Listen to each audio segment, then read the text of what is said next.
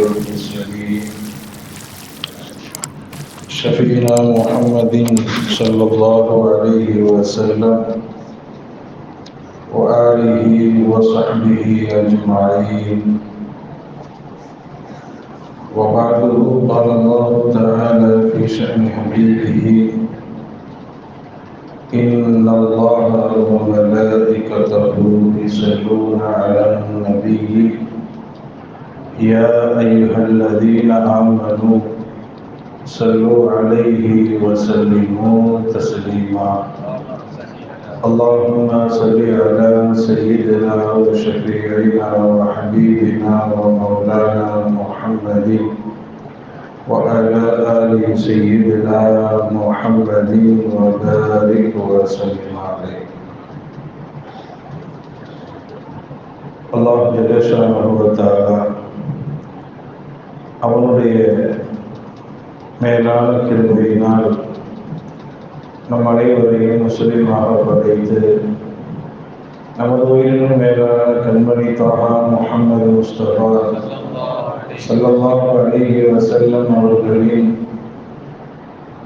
உன்னதமான சமுதாய மக்களாக அல்லாஹ் நம் அனைவரையும் ஆக்கியதோடு புனிதமிக்க ஜும்ஆவுடைய தொழுகையை நிறைவேற்றுவதற்காக வேண்டிய ரப்புல் ஆலமீன் நம் அனைவரையும் அவருடைய புனித பள்ளியில் கொண்டு சேர்த்திருக்கிறார். அல்ஹம்துலில்லாஹ். வல்ல ரஹ்மான் நம் அனைவரையும் அவனால் ஒப்புக்கொள்ளப்பட்ட நல்லடியார்களின் கூட்டத்தில் ஆக்கி அவர் முடிவானாக. ஆமீன். வாழும் காலம் எல்லாம் அவருடைய கட்டளைகளுக்கு அடிபணிந்து நடந்து அவருடைய அன்பையும் அருளையும் பெற்றவர்களாக வாழ்ந்து மரணிப்பதற்கு அல்லாஹ் நம் அனைவருக்கும் தௌஃபீக் செய்வானாக. ஆமீன். கண்ணியத்திற்கும் மரியாதைக்கும் உரிய அன்பான பெருமக்களே, புனித ரமலான் மாதத்திற்கு பிறகு பொதுவாக தமிழ்நாட்டினுடைய எல்லா பள்ளிவாசல்களிலும் ஜும்ஆவில் பேசப்படக்கூடிய செய்தி மதரசாக்கள் சம்பந்தமாக, மார்க்க கல்வியின் அவசியம் சம்பந்தமாக பேசப்படுவதை நாம் பார்க்கலாம். ஏன்னா ரமலானுக்கு முன்னாடி ஷாபான் மாதத்தில் மதரசாக்கள் எல்லாம் விடுமுறை விடப்படும். ரமலானுக்கு முன்னாடி மதரசா விடுமுறை அளிக்கப்படும். சாதாரணமாக ஸ்கூலை பொறுத்தவரை ஏப்ரல் மாதம்தான் லீவ் விடுவாங்க. ஸ்கூலை பொறுத்தவரை ஏப்ரல் மாதம். ஆனால் மதரசாக்களை பொறுத்தவரை ரமலான் மாதம்தான். ரமலான் மாதம் விடுமுறை அளிக்கப்படும். ரமலானுக்கு பிறகு ஷவ்வால் மாதத்தில் முதலாவது வாரமோ இரண்டாவது வாரமோ மதரசாக்கள் திறக்கப்படும். அப்போ இந்த மதரசாக்கள் திறக்கப்படக்கூடிய இந்த வாரங்களில் மதரசாக்கள் சம்பந்தமாக, மார்க்க கல்வியினுடைய அவசியம் சம்பந்தமாக பொதுவாக எல்லா இமாம்களும் பேசுவதை நாம் பார்க்கிறோம். அன்பான பெருமக்களே, மார்க்கத்தை பொறுத்தவரை 3 விதமான கல்வி. முதல்ல மார்க்க கல்வி கற்றுக்கொள்வதனுடைய சட்டம் என்ன? மார்க்க கல்வி, தீனுடைய கல்வி, இதை கற்றுக்கொள்வதனுடைய சட்டம் என்ன?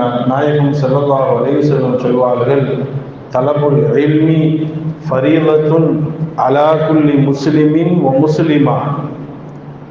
மார்க்க கல்வியை கற்றுக்கொள்வது, மார்க்க கல்வியை கற்றுக்கொள்வது அது எல்லாரின் மீதும் கட்டாய கடமை. முஸ்லிமாக பிறந்த ஆண் பெண் அனைவரின் மீதும் கட்டாய கடமை மார்க்க கல்வியை கற்றுக்கொள்வது. அன்பான பெருமக்களே, இப்போ மார்க்க கல்வி கற்றுக்கொள்வது கட்டாய கடமை என்று வரும் பொழுது இந்த மார்க்க கல்வியினுடைய முதல் ஸ்டேஜ், மார்க்க கல்வியை கற்றுக்கொள்வதுன்னு சொன்னால் அது கடல் போன்று இருக்குது. மார்க்க கல்வி, மார்க்க கல்விங்கிறது கடல் போன்று இருக்கிறது. அப்போ எதை நாம் முதல்ல கற்றுக்கொள்ளணும்? மார்க்க கல்வியை கற்றுக்கொள்வது கட்டாய ஃபரதுன்ட்டாங்க ஸல்லல்லாஹு அலைஹி வஸல்லம். எப்படி தொழுகிறது ஃபரதோ, எப்படி நோன்பு வைப்பது ஃபரதோ, ஜகாத்து கொடுப்பது, ஹஜ்ஜி செய்வது ஃபரதோ, அதே மாதிரி மார்க்க கல்வியை கற்றுக்கொள்வது ஒவ்வொரு முஸ்லிமான ஆண் பெண் ஒவ்வொரு நபரின் மீதும் கடமை.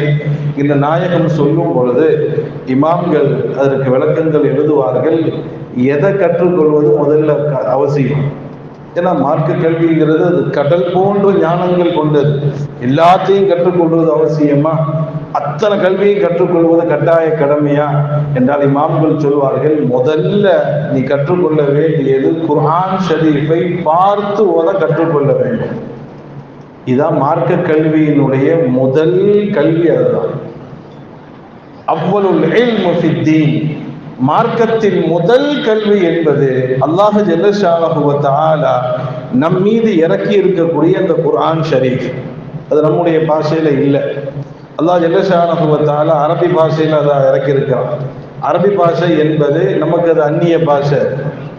அப்ப அந்த அந்நிய பாஷையை கொண்ட அந்த அரபி கல்வியை, அந்த ஞானத்தை, அந்த குர்ஆன் ஷரீஃபை முதலில் நாம் பார்த்து ஓத கற்றுக்கொள்ள வேண்டும். குர்ஆன் ஷரீஃபை நம்ம பார்த்து ஓத கற்றுக்கொள்ள வேண்டும். இதுதான் நம்முடைய கட்டாய கடமை. நாம் கற்றுக்கொள்ள வேண்டிய முதல் கல்வி குர்ஆன் ஷரீஃபை கையில கொடுத்தா ஓத தெரியும். அது கற்றுக்கொள்ளவில்லை என்று சொன்னால், குர்ஆன் ஷரீஃபை கையில கொடுத்து ஓத தெரியலன்னு சொன்னா நம்ம குற்றவாளி தான். நமக்கு தெரியலன்னு சொன்னா குற்றவாளி தான். அல்லாஹ் ஜல்ல ஷானஹு வ தஆலா நம்முடைய நேர்வழிக்காக வேண்டி அல்லாஹ் அந்த ஜல்ல ஷானஹு வ தஆலா குர்ஆன் ஷரீஃபை அல்லாஹ் அனுப்பி இருக்கிறான்.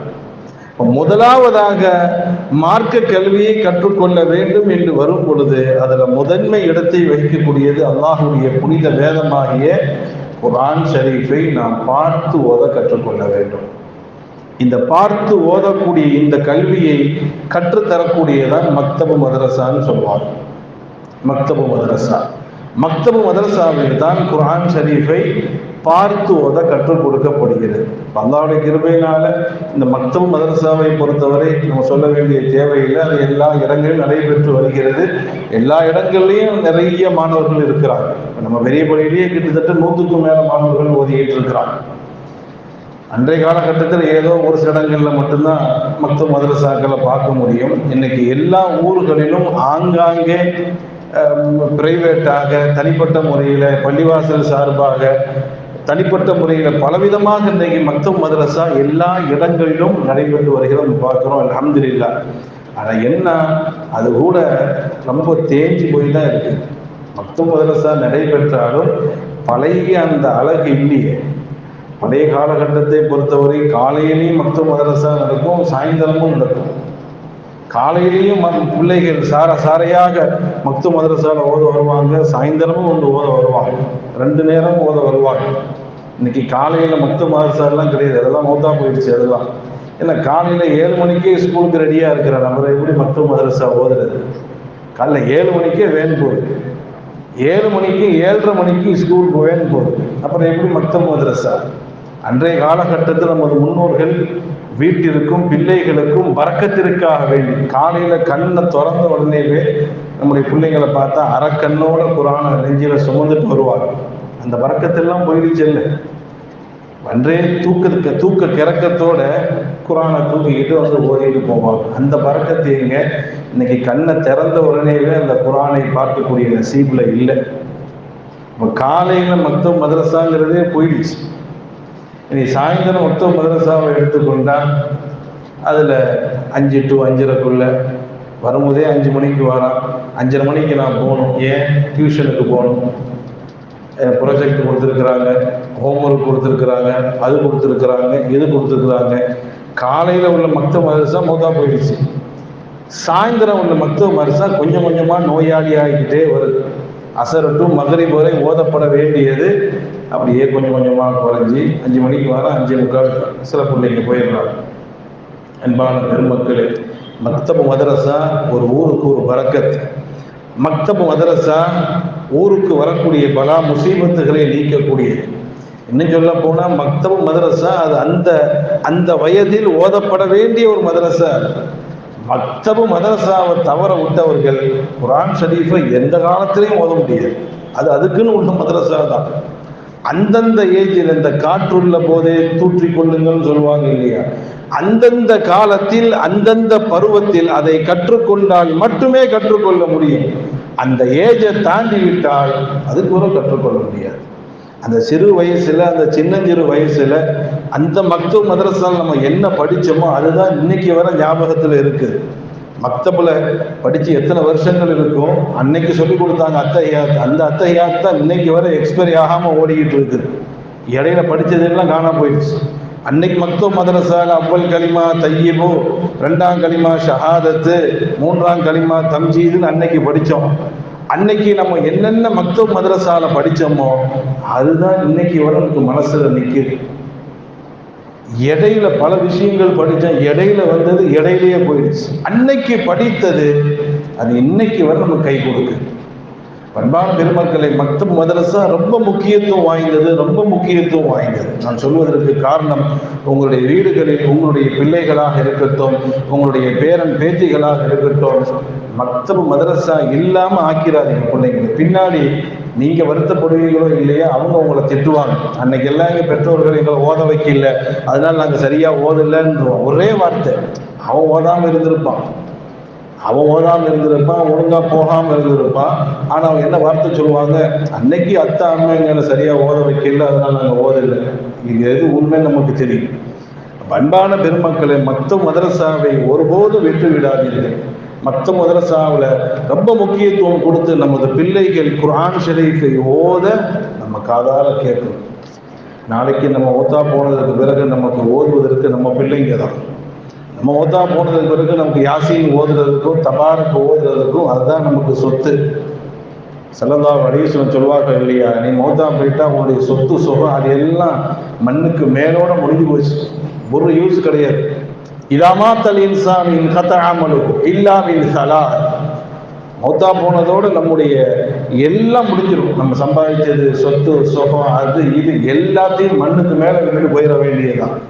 அல்லாஹ்வுடைய கிருபையெல்லாம் நம்முடைய பிள்ளைங்களை ஓத வச்சு படிக்க வச்சு அவங்க நல்ல நிலையில் நமக்காக வேண்டி துவா செய்தார்கள் என்றால், நம்முடைய மௌத்துக்கு பிறகு நம்ம பிள்ளைங்க ஓதினார்கள் என்றால், நம்முடைய மௌத்துக்கு பிறகு நம்ம பிள்ளைகள் துவா செய்தார்கள் என்றால், அது நம்ம கபருக்கு வரும்.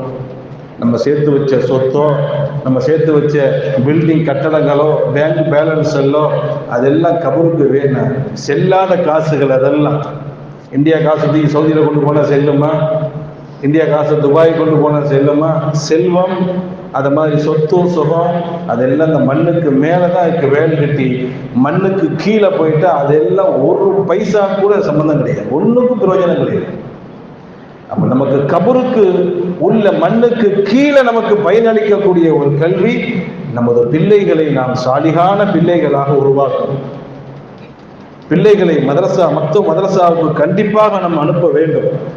எந்த நிலையில் ஆனாலும் சரி, எவ்வளவு தூரத்துல இருந்தாலும் சரி, ஒரு ஹஸரத்தை வச்சாவது ஓதி கொடுக்க வச்சு நம்ம பிள்ளைங்க ஓதுறதை நம்ம கேட்கணும். நம்ம செய்யக்கூடிய, நமது பிள்ளைகளுக்கு நம்ம செய்யக்கூடிய முதல் கடமை அதுதான். நம்ம கேட்கறதெல்லாம் வாங்கி கொடுக்குறோம், பிரியப்பட்டதெல்லாம் நம்ம செய்கிறோம்.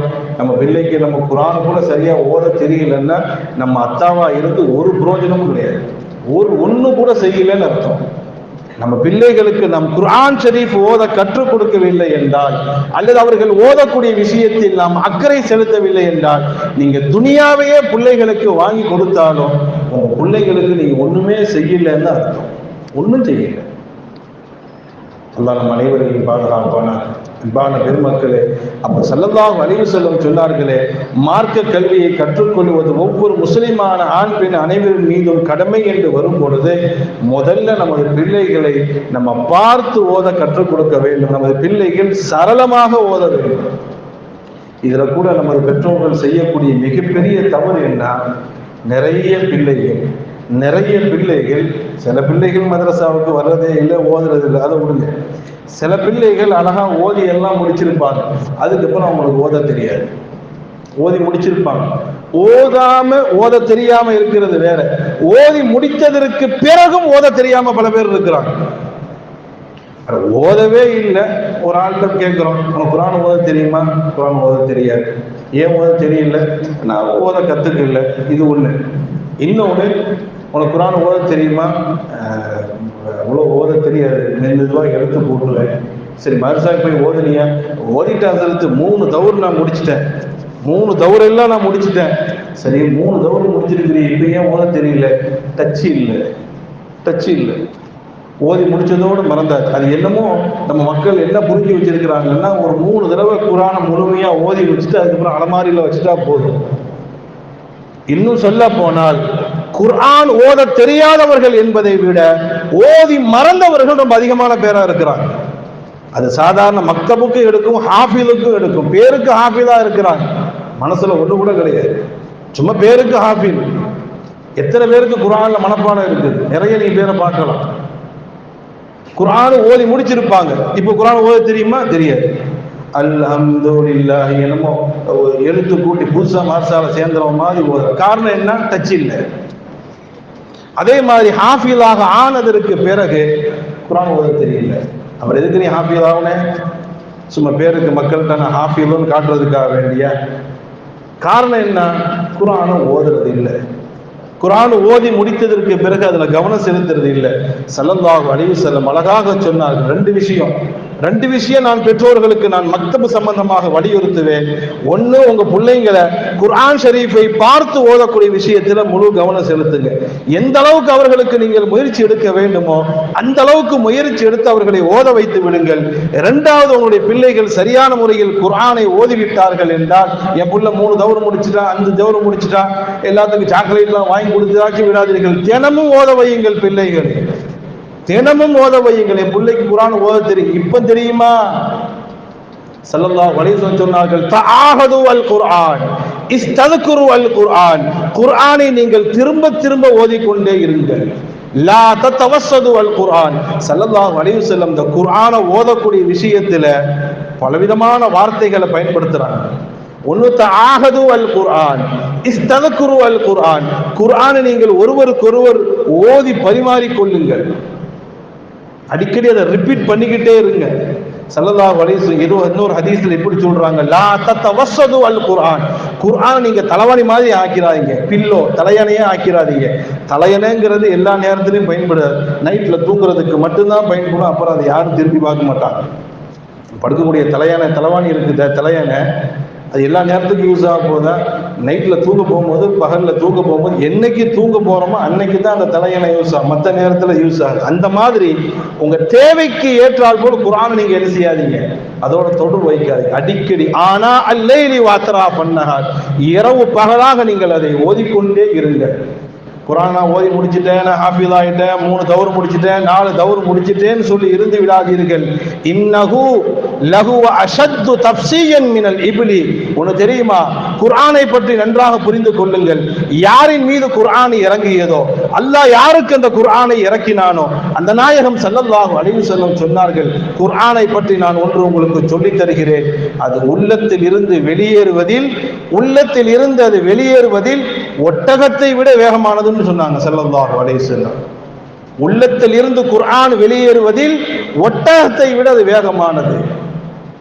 ஒட்டகம்னு சொன்ன ஸல்லல்லாஹு அலைஹி வஸல்லம் அவர்கள் இந்த ஒட்டகத்தை குர்ஆனுக்கு ஒப்பிடுவதற்கு காரணமே, பொதுவாகவே எல்லா ஜீவராசிகள், ஆடா இருக்கட்டும், மாடா இருக்கட்டும், கோழியா இருக்கட்டும், அல்லது எந்த ஜீவராசிகளாக இருந்தாலும், நாயா இருக்கட்டும், எதா இருக்கட்டும், ஒரு 10 நாளைக்கு, ஒரு வாரத்துக்கு நீங்க தீனி போட்டீங்கன்னா அதுக்கு பிறகு உங்க வீட்டையே சுத்த ஆரம்பிச்சிடும். ஒரு கோழிக்கு ஒரு 3 நாள் தீனி போட்டாலும் சரி, நாய்க்கு ஒரு 2 நாளைக்கு நீங்க எலும்பு துண்டை போட்டாலும் சரி, அதுக்கு பிறகு அது உங்க வீட்டையே சுத்த ஆரம்பிச்சு, காலம் முழுவதும் உங்க பின்னாடியே கிடக்கும் எல்லா மிருகங்களும். ஆனா ஒட்டகம் அப்படி இல்லை. ஒட்டகத்தினுடைய குணம் என்னன்னா, நீங்க அதுக்கு 90 வருஷம் தீனி போட்டு வளர்த்து எப்படி கவனிக்கணுமோ அப்படி எல்லாம் கவனிச்சு, ஒரு நாள் நீங்க அதை கெட்டாம விட்டீங்கன்னா அது பாட்டில் அது போயிடும், அவ்வளவுதான். மற்ற மிருகங்கள்லாம் அப்படி போகாது. ஆடு மாடுலாம் ஒரு வாரத்துக்கு கெட்டி போட்டா போதும், வீட்டில் பழகிற வரை. கோழி எல்லாம் ஒரு 3-4 நாளைக்கு கெட்டி போட்டா போதும். அதுக்கப்புறம் நம்ம வீட்டுலாம் பழக்கம் ஆயிடுச்சுன்னா அதுக்கப்புறம் யாரும் கெட்ட வேண்டிய தேவையில்லை, அது வாட்டில் தானா போகும் வரும். ஒட்டகம் அப்படி இல்லை. நீங்க எத்தனை வருஷம் ஒட்டகத்தை வளர்த்து, ஒரு நாள் 90 வருஷம் வளர்த்துருக்கிறோம், 80 வருஷம் வளர்த்துருக்கிறோம், நம்மளை விட்டு போகவா போகுதுன்னு நீங்க நினைச்சு மற்ற பிராணிகளை போன்று ஒட்டகத்தை நீங்கள் கெட்டாமல் விட்டால் அது வாட்டில் இன்னைக்கு வாங்கின மாதிரி அது போய்கிட்டே இருக்கும். ஸல்லல்லாஹு அலைஹி வஸல்லம் அவர்கள் குர்ஆனையும் ஒட்டகத்தையும் ஒப்பிடுகிறார்கள். நான் 3 தௌர் முடிச்சுட்டேன், நான் ஹாஃபிஸ் ஆகிட்டேன் என்றெல்லாம் நினைத்து கொண்டு நீங்கள் ஓதாமல் இருந்தால் உள்ளத்திலிருந்து சீக்கிரமா வெளியே போயிருக்கிறாங்க ஸல்லல்லாஹு அலைஹி வஸல்லம். அன்பான பெருமக்களை நான் பணிவான முறையில் சொல்லிக் கொள்வது, உங்களுடைய பிள்ளைகள் ஓதாதவர்களாக இருந்தால் அந்த பிள்ளைகளுக்கு குர்ஆன் ஷரீஃபை பார்த்து ஓதக்கூடிய விஷயத்தில் அதிக அக்கறைகள் நீங்கள் செலுத்த வேண்டும். ஒருவேளை அவர்கள் ஓதி முடித்தவர்களாக இருந்தால் டெய்லி வீட்டில் உட்கார்ந்து ஓத வைக்கணும். ஒரு பேஜோ 2 பேஜோ நம்மால் முடிந்த அளவுக்கு அவர்களை ஓத வைக்க வேண்டும். இல்லை என்று சொன்னால் நம்ம அவ்வளோ கஷ்டப்பட்டு அந்த பிள்ளையை வளர்த்து ஆளாக்கி உருவாக்கி அது மறந்ததுக்கு பிறகு கை சேரும். ஸல்லல்லாஹு அலைஹி வஸல்லம் சொல்வார்கள், பாவங்களில் மிகப்பெரிய பாவம் குர்ஆனை ஓதி மறந்தவர் தான் மிகப்பெரிய பாவங்கிறாங்க. நசீத்து கதா வ கதா, எனக்கு இது மறந்துருச்சு அது மறந்துருச்சு என்று சொல்வது வார்த்தைகளில் மிக மோசமான வார்த்தை, பாவங்களில் மிக மோசமான பாவம் அது குர்ஆனை ஓதி மறப்பது. அன்பான பெருமக்களே, அல்லாஹ் ஜல்ல ஷானஹு வ தஆலா நமக்கு மக்தப் மதரசாவை நம்ம ஊர்களில் நமக்கு விசாலமாக தந்திருக்கிறான். சில ஊர்கள்லாம் மக்தப் மதரசாவே கிடைக்காது. சில ஊர்கள்லாம் நீங்கள் போனீங்கன்னு சொன்னால் மக்தப் மதரசா கிட்டத்தட்ட அவங்க வீட்டிலிருந்து மக்தப் மதரசாக்கு பல கிலோமீட்டர் தூரம் இருக்கும். நான் முன்பு கூட நான் சொல்லியிருக்கிறேன், முன்னாடி கூட ஒருவர் கூட என்ற சொன்னார், அமெரிக்காவில் இருக்கிறவர், என் புள்ள மக்தப் மதரசாவுக்கு போகணும்னு சொன்னால் 80 கிலோமீட்டர் போகணுங்கிறார். 80 கிலோமீட்டர் கிட்டத்தட்ட நான் காரில் போயிட்டு வர்றதுக்கு 2 ஹவர், போகிறதுக்கு 1 மணி நேரம், வரத்துக்கு 1 மணி நேரம் ஆகுன்றார் அமெரிக்காவில். அதே மாதிரி நம்ம தமிழ்நாட்டிலே நிறைய இடங்கள் இருக்குது. சென்னை போன்ற பகுதிகள்லாம் போனேன்னு சொன்னால் அவ்வளோ சீக்கிரத்தில் மக்தப் மதரசா கிடைக்காது. டியூஷன் மாதிரி ஹஸரத் வந்து சொல்லி கொடுத்துட்டு போவாங்க. அதுக்கெல்லாம் ஃபீஸ் கொடுக்கணும். இங்கே நம்ம ஃப்ரீயாக சொல்லி கொடுக்குறோம். என்றைக்குமே ஒரு பொருள் சும்மா கிடைச்சா அதுக்கு மதிப்பு இருக்காது. என்றைக்குமே எந்த பொருளாக இருக்கிறது ஓசியில் கிடைச்சா அதுக்கு மதிப்பே இருக்காது. காசு கொடுத்து கஷ்டப்பட்டாதான் அதனுடைய வேலையும் தெரியும். அன்பான பெருமக்களை, அல்லாஹ் ஜல்ல ஷானஹு வ தஆலா நமது பிள்ளைகள் ஓதுவதற்காக வேண்டி அழகான மதரசாக்களை அல்லாஹ் ரொம்ப பக்கத்திலே அமைச்சு கொடுத்திருக்கிறோம். நமது பிள்ளைகளுக்கு நம்ம செய்ய வேண்டிய முதல் கடமை, நம்ம பிள்ளைங்க வளர்ந்து வரும் பொழுதே என் பிள்ளை எப்படியாவது குர்ஆன் ஷரீஃபை பார்த்து ஓதிடு. அதை விட ஒரு சிறந்த பாக்கியம் வேறு எதுவும் இல்லை. நம்ம பிள்ளைங்க குர்ஆன் ஷரீஃபை ஓதி நம்ம கேட்பது என்பது மிகப்பெரிய பாக்கியம். அதற்குரிய கூலிகள் எல்லாம் நமக்கு துனியாலையும் கிடைக்கும், கபருக்கு போனாலும் கிடைக்கும், மறுமையில் போனாலும் கிடைக்கும். அதனால நம்முடைய வீடுகளில் எந்த வீட்லையும் என் பிள்ளைக்கு அவன் எவ்வளவோ முயற்சி பண்ண ஓத மாட்டிருக்கிறான் முடியாதுங்கிறது இல்லை. முயற்சி பண்ணணும். சில விஷயங்கள் எல்லாம் முயற்சி பண்ணாதான் கிடைக்கும். அசால்ட்டாக விடக்கூடாது. அல்லாஹ் ஜல்ல ஷானஹு வ தஆலா மறுமையில் சில பெற்றோர்களுக்கு அல்லாஹ் சில விலை மதிப்பற்ற சில கிரீடங்களை அல்லாஹ் அணிவிப்பான். ரொம்ப சொர்க்கத்தினுடைய பட்டாடைகளை அல்லாஹ் அணிவிப்பான் நாளைக்கு மறுமையில். அந்த பெற்றோர்கள் கேட்பார்களாம், பிம குசீனா ஹாதா வலம் நஅமல், அல்லாஹ்வே உலகத்தில் நாங்கள் என்ன அமல் செஞ்சோங்கிறது எங்களுக்கு தெரியும், அந்த அமலுக்கு தோதுவான கூலிகளை நீ கொடுத்துட்ட, ஆனால் அந்த தலையில் கிரீடம் பட்டாடை இதெல்லாம் கொஞ்சம் எக்ஸ்ட்ராவாக தெரியுது, அதற்குண்டான அமல் எல்லாம் நாங்கள் செய்யலையே, அமல் செய்யாமல் இதை நீ கொடுத்துருக்குற, அது மட்டும் எங்களுக்கு தெரியுது. இப்போ நாங்கள் அமல் செஞ்சு அதற்கு தோதுவாக இது கிடைத்திருந்தால் ஓகே, நாங்கள் என்ன அமல் செஞ்சோமோ அதற்குண்டான கூலிகள் எல்லாம் கொடுத்துட்ட, ஆனால் இப்போ எங்கள் தலையில் நீ கிரீடம் அணிவித்திருக்கிறாய், சோனத்தினுடைய பட்டாடைகளை அணிவித்திருக்கிறாய், நிச்சயமா இது நாங்கள் செஞ்ச அமலுக்குரிய கூலி அல்ல. அது அவங்களுக்கே தெரிஞ்சிடும், பெற்றோர்களுக்கே தெரிந்து விடுகிறது, இது நாங்க செஞ்ச அமலுக்குண்டான கிடைக்கப்பட்ட கூலி அல்ல. அதனாலதான் இப்படி கேட்கிறாங்க, பிம்ம குசீனா ஆதா, அல்லாஹ்வே எதற்காக வேண்டி இதெல்லாம் எங்களுக்கு அணிவிக்கப்பட்டிருக்கிறது, என்ன காரணம்? அல்லாஹ் சொல்லுவானா, பி அகதி வலதிக்குமா அல் குர்ஆன், கரெக்டா நீங்க சொன்னீங்க, உண்மைதான் நீங்க சொன்னது, நீங்க அமல் செஞ்சதற்காக வேண்டிய எல்லாம் இந்த கிரீடம் பட்டாடை எல்லாம் இல்லை, உங்க பிள்ளைங்க குர்ஆன் ஓதக்கூடிய விஷயத்தை நீங்க முயற்சி எடுத்தீங்க, உங்க பிள்ளைகள் குர்ஆன் ஷரீஃப் ஓதக்கூடிய விஷயத்தில், என்னுடைய குர்ஆனை ஓதக்கூடிய விஷயத்தில் நீங்கள் முயற்சி எடுத்தீர்கள் இல்லையா, அதற்கு பரிசாக தான் உங்களுக்கு இது வழங்கப்படுகிறது என்று மறுமையில் அவர்களுக்கு சொல்லப்படுமா. அன்பான பெருமக்களே, அந்த அடிப்படையில் நமது பிள்ளைகள் இந்த உலகத்துக்கு மட்டும் நமக்கு பயனளிக்க கூடாது. நாளைக்கு கபருக்கு நம்ம போனதுக்கு பிறகு நம்ம பிள்ளைகள் நமக்கு பயனளிக்கும், மறுமையிலும் நமது பிள்ளைகள் நமக்கு பயனளிக்க வேண்டும். அப்ப அந்த அடிப்படையில பிள்ளைகளுக்கு குர்ஆனுடைய விஷயத்தில் எந்த அளவுக்கு நம்ம அவர்களுக்கு ஆர்வம் கொடுக்க வேண்டுமோ அந்த அளவுக்கு நம்ம ஆர்வம் கொடுக்க வேண்டும். அந்த அடிப்படையில் அல்லாஹ்வுடைய கிருபையினால நமது பெரிய பள்ளி எல்லா இடங்களையும் இருக்குது, நான் என் பள்ளியை தானே சொல்ல முடியும், நான் என்னுடைய பள்ளியை தான் நான் சொல்ல முடியும். அல்லாஹ்வுடைய கிருபையினா நமது பெரிய பள்ளியில சிறப்பான முறையில் மக்தப் மதரசா நேற்றைய தினம் வியாழக்கிழமை ஆரம்பிக்கப்பட்டு அல்ஹம்துலில்லாஹ் சிறப்பாக நடைபெற்று கொண்டிருக்கிறது. ஆண்கள் பெண்கள் ரெண்டும் தனியாகவே ஆக்கப்பட்டுடுச்சு. ஆண்களுக்கு ஆண்களை கொண்டும் பெண்களுக்கு பெண் உஸ்தாத்மார்களை கொண்டும் உஸ்தாத்மார்களை கொண்டும் மதரசா ஆரம்பிக்கப்பட்டு சிறப்பான முறையில் நடைபெற்று கொண்டிருக்கிறது. ப்ளஸ் இப்போ சம்மர் கிளாஸும் நடந்துகிட்டு இருக்குது அல்லாஹ்வுடைய கிருபையினால. அதுவும் நேற்றைய தினத்திலிருந்து சம்மர் கிளாஸ் காலையில் 10 மணிலேருந்து 11-11 வரை நடக்கும்.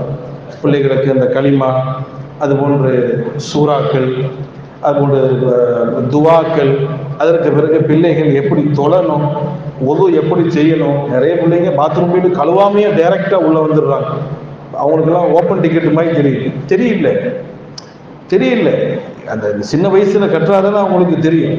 இந்த வயசுலேயே அவங்களுக்கு கற்றுக் கொடுத்தாதான் தொழுகையினுடைய விளக்கங்கள், ஒது செய்கிறது, தக்பீர் எப்படி கட்டணும், தொழுகையில் என்ன ஓதணும், எல்லாம் அந்த சின்ன வயசுல கற்றுக் கொடுத்தாதான் அது மனசுல நிற்கும். அதனால அன்பான பெருமக்களை, ஜமாத்தார்கள்ட்ட நான் பணிவான முறையில் கேட்டுக்கொள்வது, இந்த மக்தூம் மதரசாவை நல்ல முறையில் பயன்படுத்திக் கொள்ளுங்கள். ஆண் பிள்ளைகளுக்கு இங்க வச்சு நடக்குது, பெண் பிள்ளைகளுக்கு பரக்கத் மஹால் வச்சு அங்கே நடைபெற்று கொண்டிருக்கிறது. காலையில சம்மர் கிளாஸும் சிறப்பான முறையில் நடைபெற்று கொண்டிருக்கிறது. உங்களது பிள்ளைகளை மக்தூம் மதரசாவில் சேர்த்து அவர்கள் குர்ஆன் ஷரீஃப் ஓதுவதற்கும் மார்க்க விஷயங்களை கற்றுக்கொள்வதற்கும் உங்களுடைய பங்களிப்பு இருக்க வேண்டும் என்பது மட்டுமல்ல, கபருக்கும் மறுமைக்கும் உண்டான டெபாசிட் என்பதை நீங்கள் புரிந்து கொள்ள வேண்டும். இரண்டாவது கல்வி, முதல் கல்வி என்ன? இரண்டாவது கல்வி, முதல் கல்வி குர்ஆன் ஷரீஃபை பார்த்து ஓத கற்றுக்கொள்வது. இது முதலாவது, எல்லோரும் செய்ய வேண்டிய ஒன்று. இனி அடுத்து இரண்டாவது, குர்ஆன் ஷரீஃபை பார்க்காமல் ஓதுவது. முதல்ல குர்ஆன் ஷரீஃபை பார்த்து சரளமாக ஓதுறது, இது பேசிக், இது அசல். ரெண்டாவது குர்ஆன் ஷரீஃபை பார்க்காமல் ஓதுவது. இந்த குர்ஆன் ஷரீஃபை பார்க்காமல் ஓதக்கூடியவர்களுக்கு ஹாஃபில் என்ற ஒரு பெயர் வழங்கப்படுகிறது. ஹாஃபில், ஆரம்ப காலகட்டத்தில் ஹாஃபில்னு சொன்னால் ஹதீஸுகளை மனனம் செய்தவர்களுக்கு தான் ஹாஃபில்னு சொல்லுவாங்க. 1,00,000 ஹதீஸை மனப்பாடம் செஞ்சிருக்கணும், அவங்கள தான் ஹாஃபில் என்று சொல்வார்கள். அதுவைகளெல்லாம் மாற்றப்பட்டு கடைசியில் குர்ஆன் ஷரீஃபை 30 ஜுஸுவை யார் மனப்பாடம் செய்கிறார்களோ அவர்களுக்கு ஹாஃபில் என்ற பட்டம் வழங்கப்படும்.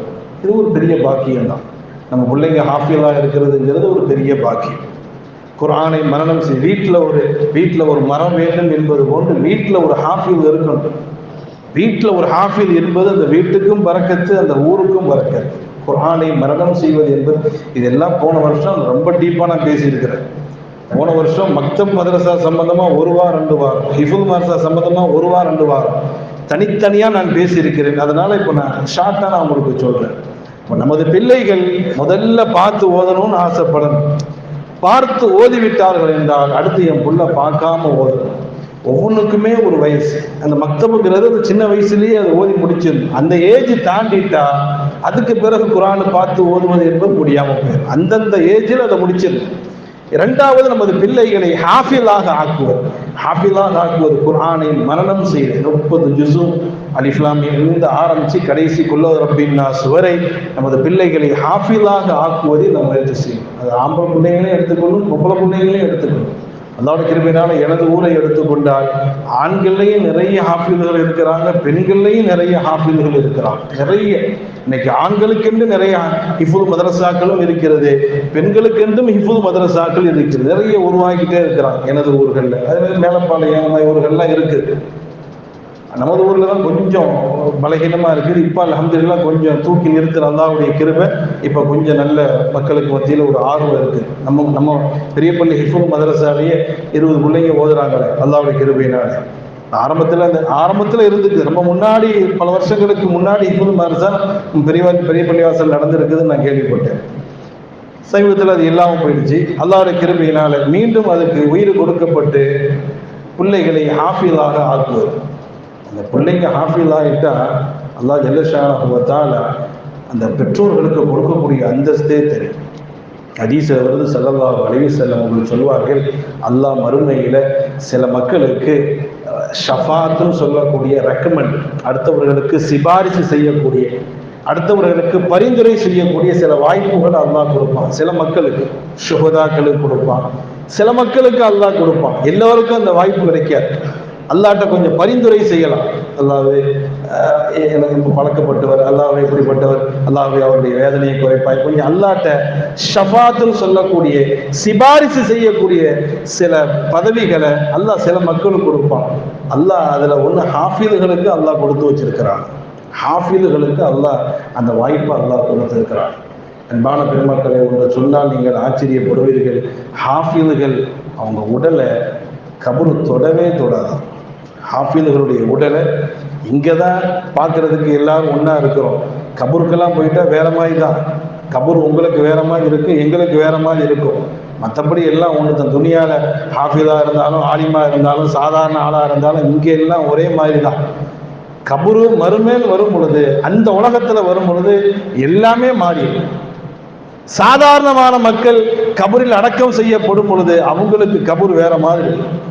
ஒரு குர்ஆனை மனனம் செய்த ஹாஃபில் கபரில் அடக்கம் செய்யப்படும் பொழுது அவருடைய நிலைமை வேற. அன்பான பெருமக்களை, நமது பிள்ளைகளை நாம் ஹாஃபிலாக ஆக்க வேண்டும். அதுக்கப்புறம் நீங்க ஹாஃபில் ஆகிட்டு மேற்படிப்பு என்ன படிக்க வைக்கணுமோ படிக்க வைக்கலாம், அதெல்லாம் தப்பில்லை. நம்ம வீட்டுகளில் ஒவ்வொரு வீட்டிலையும் ஒரு ஹாஃபில் இருக்கிறது வீட்டுக்கே ஒரு பரக்கத்து. அன்பான பெருமக்களே, ஒரு குர்ஆனை மனனம் செய்த ஹாஃபில் மரணித்து விட்டால், குர்ஆனை மனனம் செய்த ஒரு ஹாஃபில் மரணித்து விட்டால் அவங்க எல்லாம் கபூர்ல தூக்கி அந்த ஹாஃபிலை கொண்டு போய் அடக்கம் செய்யும் பொழுது அல்லாஹ் ஜல்ல ஷானஹு வ தஆலா டைரக்டா அந்த கபரை பார்த்து பேசுவான். மற்றவங்களுக்கு எல்லாம் பேச மாட்டான். மற்றவங்க எல்லாம் மொத்தம் போயிட்டாங்கன்னா டைரக்டா தூக்கி போய் அடைக்கிற வேண்டியதான், அதோட போயிட வேண்டியதுதான். ஒரு குர்ஆனை மனனம் செய்த ஹாஃபில் மரணித்து விட்டால் அவரை கபூர்ல தூக்கி வைக்கக்கூடிய அந்த நேரத்தில் டைரக்ட் அல்லாஹ் அந்த மண்ணிடத்தில் பேசுவான். யா அர்து யா துராபு லா தஅகுலி லஹமா லா தஅகுலி லஹமா. எத்தனையோ ஜனாசாக்கள் உன்னுடைய உடலுக்குள் வந்திருக்கிறது, எத்தனையோ ஜனாசாக்கள் நீ வாங்கியிருக்கிற. அவங்க ஹதியெல்லாம் 40 நாள்ல பிச்சு பீஸ் பீஸாக்கி இருப்ப. அவங்களுடைய உடலை எல்லாம் கஃபன் துணிலாம் எத்தனை நாள காணா போச்சுன்னு தெரியல. மற்றவங்களுடைய உடல்களை எல்லாம் பிச்சு பீஸ் பீஸ் ஆக்கியிருப்ப. அந்த மாதிரி பாடி எல்லாம் இந்த பாடி. அல்லாஹ் சொல்வானா லா தஅகுலி லஹமா, அவருடைய உடலை நீ கை வச்சிராது, அவருடைய உடலை நீ சாப்பிட்டு விடாது என்று அல்லாஹ் ஜல்ல ஷானஹு வ தஆலா டைரக்டா அல்லாஹ் அந்த கபரை பார்த்து பேசுவானா. இதுவரை எத்தனையோ ஜனாசாக்கள் வந்திருக்கும், அது போன்ற ஜனாசா அல்ல இந்த ஜனாசா. இந்த ஜனாசா என்னுடைய குர்ஆனை மரணம் செய்த ஒரு ஹாஃபிஸ் ஒரு இடத்தில் வருகிறார், மற்றவங்களை மாதிரி நினைத்து விடாதே என்று அல்லாஹ் ஜல்ல ஷானஹு வ தஆலா அந்த மனிதம் சொல்லும் பொழுது அந்த மண்ணு பேசுமா, யா இலாஹி யா இலாஹி கைஃப ஆகிலு லஹமா. ரப்பே, நான் எப்படி அவரை சாப்பிடுவேன்? அந்த மண்ணு சொல்லுமா, அந்த கபூர் பேசுமா, யா இலாஹி கைஃப ஆகிலு லஹமா, நான் எப்படி அவரை நான் சாப்பிட முடியும்? வஃபி கல்பி வஃபி கல்பிஹி கலாமுக வஃபி ஜௌஃபிஹி கலாமுக. பல விதமான ஹதீஸ்கள் வருது. அவர் கல்புல உன் குர்ஆனை அல்லவா சுமந்து இருக்கிறார், அவர் உள்ளத்துல உன் குர்ஆன் அல்லவா இருக்குது. சாதாரண ஆளா அவரு? ஹாஃபிதுங்கிறது சாதாரண ஆளா? அவருடைய உள்ளத்துல உன்னுடைய முழு குர்ஆன் ஷரீஃப் இருக்குதே, நான் எப்படி அவரை சாப்பிட முடியும்? அப்ப எனக்கு முடியுமான்னு அந்த மண்ணு கேட்குமா? அன்பான பெருமக்களை, அல்லாஹ் ஜல்ல ஷானஹு வ தஆலா ஹாஃபிதுகளுக்கு அவ்வளவு அந்தஸ்து அல்லாஹ் கொடுத்துருக்கான். துனியாலையும் அல்லாஹ் கொடுப்பான், கபூர்லையும் கொடுப்பான், மறுமையிலையும் கொடுப்பான். ஆனா என்ன, ஓதி முடிச்ச பாடத்தை கடைசி வரை பாதுகாத்து வைக்கணும். இடையில போயிடுச்சுன்னா அவ்வளவுதான், சீட்டு கிழிஞ்சிருச்சுன்னு அர்த்தம். நாம்கே வாஸ்தே ஹாஃபிலா இருக்கக்கூடாது, சும்மா பேரளவுல ஹாஃபிலா இருக்கக்கூடாது. ஹாஃபில் இடையில கேட்டா அவ்வளவுதான், தூங்குறான், போத தெரியல, என்ன ஹாஃபிலா நீ? ஒண்ணும் கிடையாது. சும்மா பேரளவில் ஹாஃபிலா, ஒரிஜினல் ஹாஃபிலா இருக்கணும், டூப்ளிகேட் ஹாஃபிலா இருக்கக்கூடாது.